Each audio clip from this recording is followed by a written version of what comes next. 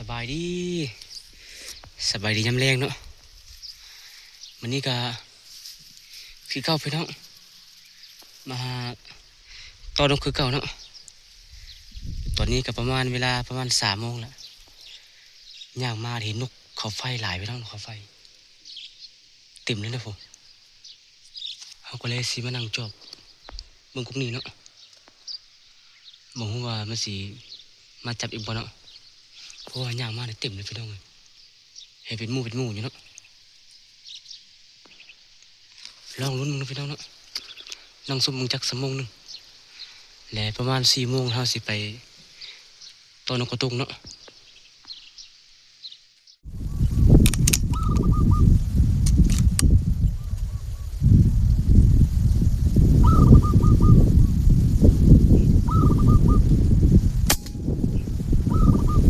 เรียบร้อยพี่น้องยังเต็มเนาะ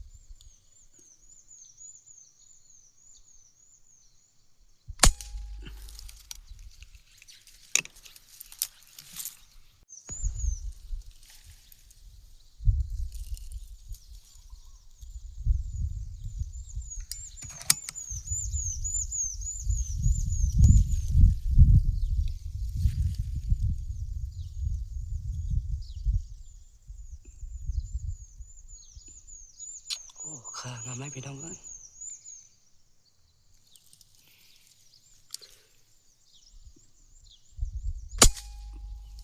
เรียบร้อยเนาะ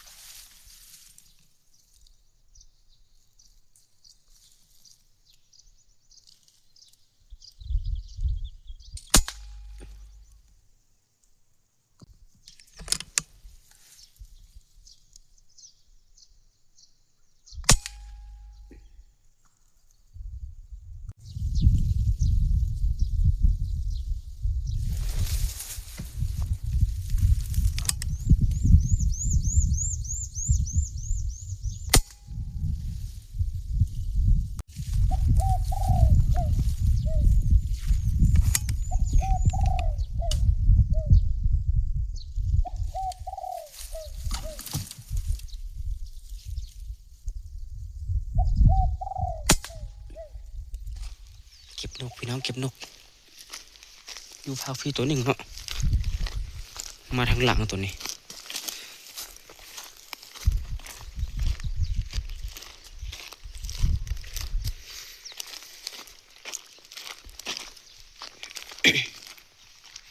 นกถือว่าเข้าลายพี่น้องนกก็ได้1 แต้มนี่แต่นกเขาไฟล้วนๆเลยพี่น้องเอ้ยนกเขาสว่าตัวหนึ่งเนาะ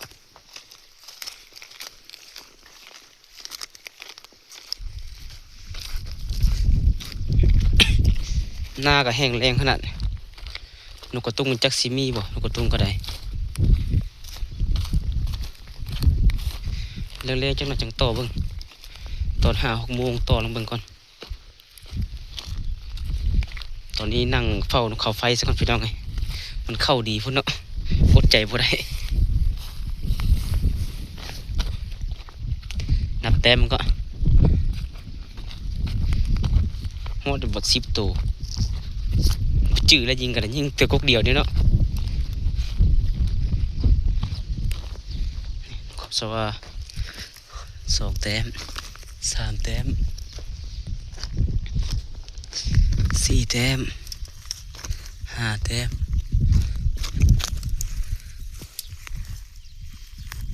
6แต้มแล้วพี่น้อง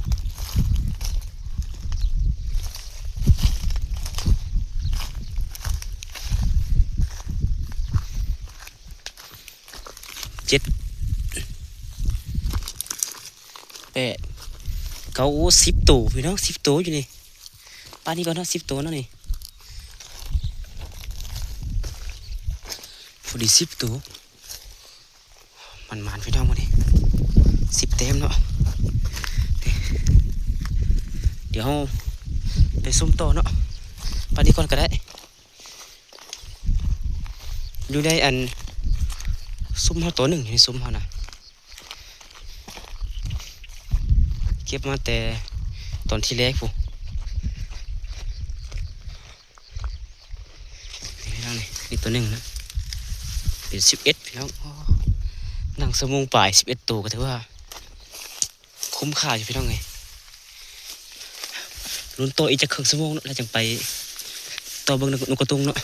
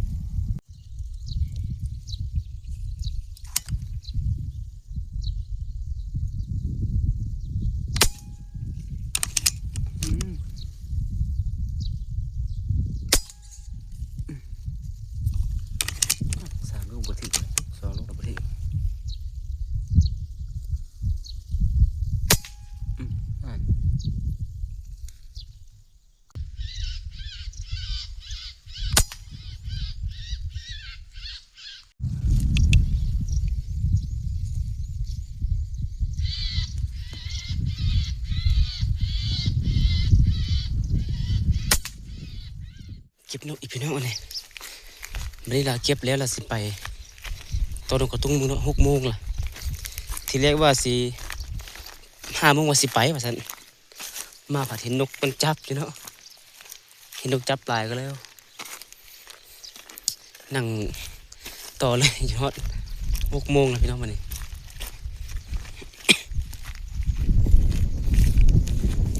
อยู่ในแต้มหนึ่งมังเก่าพี่น้องแต้มหนึ่งนกเขาไฟล้วนๆพี่น้องผลงานพี่น้องนั่งบนเดียวเลยนะปอมีประมาณ20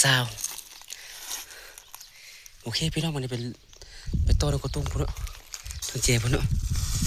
มาเบิ่งดิฮะเบิ่งเขียวๆสรุปผลงานเด้อพี่น้องถือว่าได้ประมาณ30 ปลายตัวเนาะนกกระตุ้งกระโตอะไรพี่น้องมันเข้ามายิงบุถือวัดหนึ่งแล้วซาได้คำกว่านั้นเนาะโอเคพี่น้องคลิปหน้าเจอกันไหมเนาะคลิปนี้ถือว่าสุดยอดเลยความหมาน